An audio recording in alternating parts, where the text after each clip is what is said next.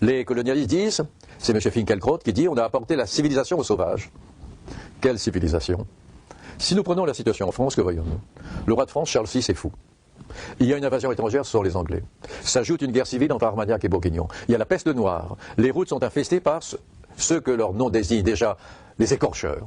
Bon. Où est la civilisation à ce moment-là, de quel côté? C'est pas parce que l'Europe a acquis à un moment une avance technique qu'elle peut proclamer que les autres n'étaient pas civilisés et qu'elle seule est civilisée. Vous avez, M. Klarsfeld dit, on leur a apporté la culture. On n'a pas apporté la culture. On a nié la culture locale. Bon.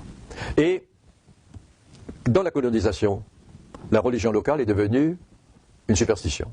La culture locale est devenue du folklore. La langue locale a été traitée comme un patois. Et c'est sur ce cimetière culturel que les autres essayent d'imposer leur culture et leur tradition dans les rues des pays colonisés. Les rues portent des noms de personnages qui ne correspondent pas du tout à l'histoire du pays, qui sont incompréhensibles pour les gens du pays. Bon. On nous dira aussi, on a construit des routes et des chemins de fer, par exemple. Au procès de Barbie, j'avais demandé à un confrère du Congo d'être à mes côtés. Bemba a parlé de la construction du Congo-Océan.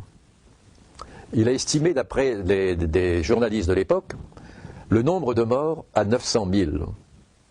Ces gens sont morts sous les coups de fouet pour construire 600 km de chemin de fer utiles aux colons pour l'exportation de leurs produits. Alors quand on nous dit, on vous a laissé les chemins de fer, vous n'avez pas laissé les chemins de fer, c'est nous qui l'avons construit. Et c'est vous qui l'avez exploité pour vous. Ce chemin de fer, c'est notre œuvre. Quand on nous dit en Algérie, la Mitidja, c'est nous qui avons planté des orangers dans la Mitidja. Mais déjà, les Algériens plantaient des orangers. Et puis vous les avez chassés des zones fertiles, vous avez pris leur place. Mais ne dites pas que c'est vous qui avez pu pousser l'oranger dans la Mitidja, ou bien en Palestine, ou à Jaffa.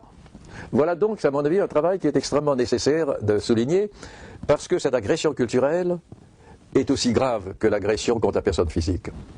Solzhenitsyn dit « les Allemands et les Russes ont récupéré plus facilement après la chute du totalitarisme que les colonisés après la chute de la colonisation. » Et pourquoi? Parce que l'identité culturelle des Russes, l'identité culturelle des Allemands, sous le totalitarisme, n'était pas niée. C'était au contraire exalté, déformé, mais exalté. Tandis que dans les pays coloniaux, c'est l'identité culturelle qui est niée.